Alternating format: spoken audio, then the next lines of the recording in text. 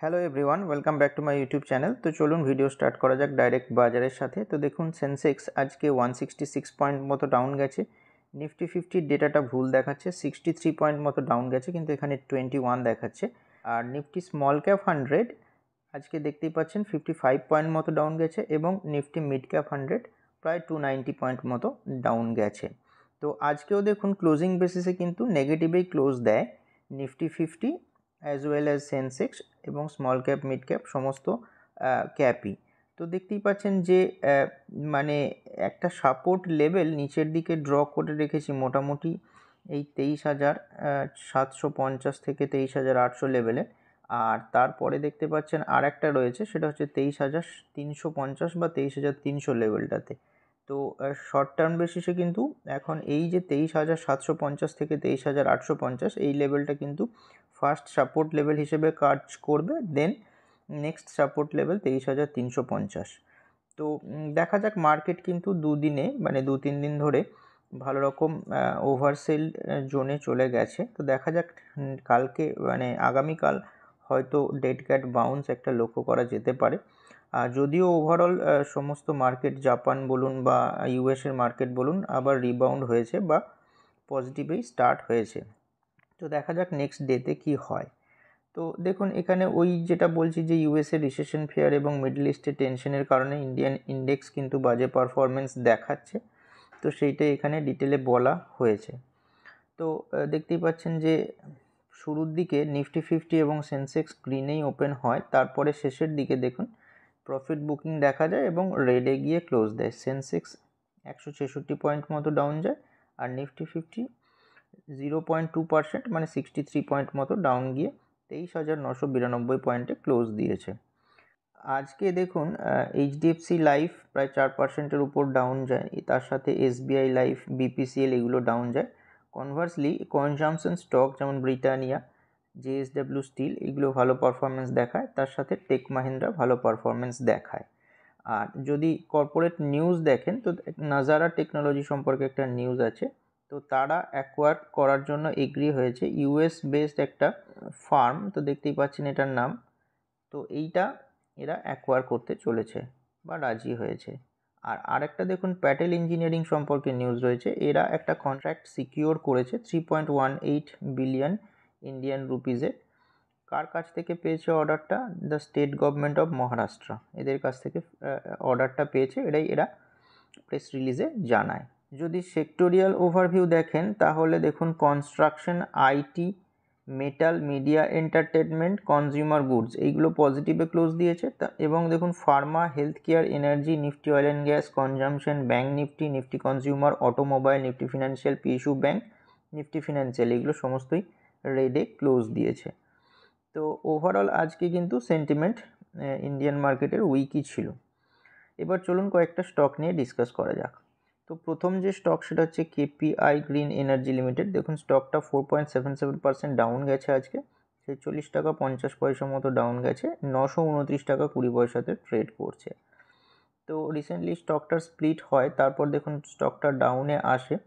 তো দেখুন এই যে ট্রেন্ড লাইনের সাপোর্ট রয়েছে মোটামুটি এই জায়গাগুলোতে দেখবেন কয়েকবার সাপোর্ট নিয়েছে, দিয়ে আবার বাউন্স ব্যাক করেছে। তো আজকেও দেখুন এক্স্যাক্টলি ওই লেভেলে না হোক ওইটার কাছাকাছি এসেছে। তো নেক্সট ডেতে কেমন কি পারফরমেন্স দেয় দেখা যাক। যেহেতু একটা ট্রেন্ড লাইনের সাপোর্ট রিজিয়নে এসছে তাই স্টকটা নিয়ে ডিসকাস করা হলো। আর এটার আর একটা প্যাটার্নও আমি ড্র করেছিলাম আগে, যে একটা কাপ উইথ হ্যান্ডেল প্যাটার্নের ব্রেকআউট দিতে পারে যদি এই লেভেল অবধি পৌঁছায়। কিন্তু দেখুন স্টকটা ওই 1050 লেভেল অবধি কিন্তু এখন অবধি যেতে পারেনি, ডাউনে এসেছে। তো মোটামুটি ট্রেন্ড লাইনের যে সাপোর্ট রিজিয়নটা রয়েছে সেই লেভেলেই ট্রেড করছে, তো স্টকটার উপর নজর রাখবেন। নেক্সট যে স্টক সেটা হচ্ছে CG power and industrial solution. তো দেখুন স্টকটা আজকে 3.28% ডাউন গেছে, 22 টাকা 70 পয়সা মতো ডাউন গেছে, 668 টাকা 55 পয়সাতে ট্রেড করছে। তো এই স্টকটার দেখুন ফার্স্ট যে সাপোর্ট লেভেল এক্স্যাক্টলি ওই লেভেলে নেই, ওখান থেকে একটু উপরে রয়েছে, মোটামুটি 650 লেভেলটা কিন্তু ফার্স্ট সাপোর্ট লেভেল হিসেবে কাজ করবে। তো নজর রাখবেন স্টকটার উপর, ওই লেভেলের একটু উপরেই রয়েছে। নেক্সট যে সাপোর্ট লেভেল সেটা কিন্তু 550 লেভেলটা রয়েছে, সেই লেভেলটার দিকে যদি ব্রেক করে এটা নিচে আসে তাহলে অবশ্যই কিন্তু ইনভেস্টাররা ধীরে ধীরে অ্যাকুমুলেট করতে পারেন। এটা সম্পূর্ণ আমার মত, তবুও আপনারা কিন্তু আপনার রিসার্চ মতোই কাজকর্ম করবেন। তো নজর রাখবেন স্টকটার উপর। নেক্সট যে স্টক সেটা হচ্ছে বরুণ বেভারেজেস লিমিটেড। তো স্টকটা আজকে দেখুন 2.87% ডাউন গেছে, 43 টাকা 20 পয়সা ডাউন গেছে, 1461 টাকা 25 পয়সাতে ট্রেড করছে। তো দেখুন একটা ট্রেন্ড লাইনের যে সাপোর্ট, সেই সাপোর্ট রিজিয়নে কিন্তু আজকে ক্লোজ দিয়েছে। তো দেখতেই পাচ্ছেন এই কয়েকটা জায়গায় কিন্তু আগেও সাপোর্ট নিয়েছিল, তো এখন দেখুন এক্স্যাক্টলি ওই লেভেলটাতেই ক্লোজ দিয়েছে।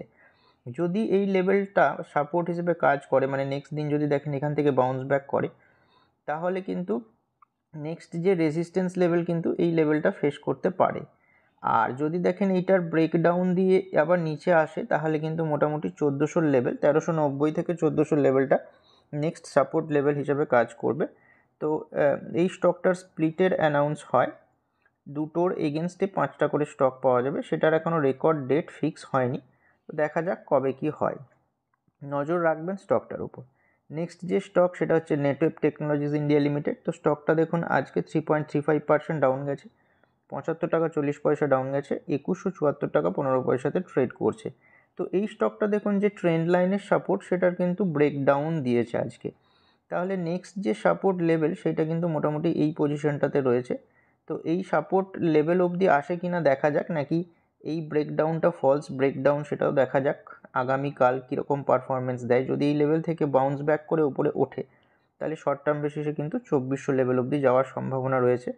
তো আপনারা এইগুলো আপনাদের ওয়াচ লিস্টে রাখতে পারেন, স্টকগুলো একটু দেখতে পারেন। নেক্সট যে স্টক সেটা হচ্ছে ডাটা প্যাটার্নস ইন্ডিয়া। তো দেখুন স্টকটা আজকে 3.69% ডাউন গেছে, 109 টাকা 45 পয়সা ডাউন গেছে, 1853 টাকা 45 পয়সাতে ট্রেড করছে। তো এই স্টকটার যেটা ফার্স্ট সাপোর্ট লেভেল রয়েছে মোটামুটি 1850 লেভেলটাতেই রয়েছে। তো এই স্টকটার উপর একটু নজর রাখতে পারেন। দেখতেই পাচ্ছেন ফার্স্ট সাপোর্ট লেভেল যেটা সেটার কাছেই কিন্তু স্টকটা ট্রেড করছে। নেক্সট যে সাপোর্ট লেভেল সেইটা মোটামুটি 2450 থেকে 2400 এই রেঞ্জটাতে কিন্তু রয়েছে। তো এই সাপোর্ট লেভেলটা যদি ব্রেক করে নিচে আসে, তাহলে নেক্সট সাপোর্ট লেভেল 2400টা হতে পারে। তো ইনভেস্টররা একটু নজর রাখবেন স্টকটার উপর। তো দেখুন স্টকগুলো কিন্তু ফার্স্ট সাপোর্ট লেভেল বা ট্রেন্ডিং যেটা সাপোর্ট লেভেল রয়েছে সেই সমস্ত জায়গায় রয়েছে বলে ডিসকাস করা হলো। ইনভেস্টররা এইগুলো তাদের র্যাডারে রাখতে পারেন। অবশ্যই কোনো রকম ইনভেস্টমেন্ট করার আগে আপনার ফিনান্সিয়াল অ্যাডভাইজারের সাথে কনসাল্ট করে করবেন। স্টকগুলো কিন্তু কোনো রকমের রেকমেন্ডেশন নয়। তো যদি ভিডিওটা ভালো লেগে থাকে লাইক করতে পারেন এবং এরকমই ইনফরমেটিভ ভিডিও পাওয়ার জন্য চ্যানেলটিকে সাবস্ক্রাইব করতে পারেন।